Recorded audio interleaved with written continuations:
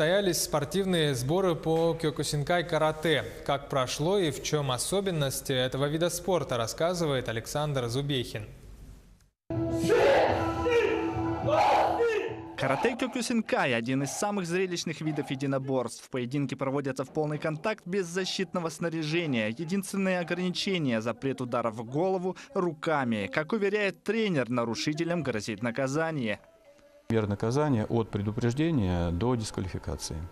В зависимости от тяжести, от последствий, которые. Если человек намеренно ударил, это просто дисквалификация. Если случайно по касательной прошел, соответственно, в зависимости от того, что произошло. Учеников в школе тренируют в 3 основных формах – ката, кумите, тамисивари. Ката – это формальные технические комплексы, в которых закодирована информация о боевых приемах, отработка базовой техники в перемещениях, которые имитируют бой с несколькими противниками. Опытный ученик может освоить дисциплину тамисивари. Она позволяет разбить твердые предметы.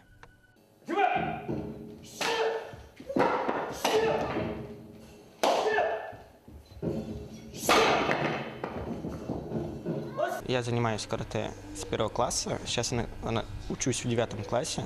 Через 3 года тренировок на одном показательном выступлении мне сказали: ломай доски.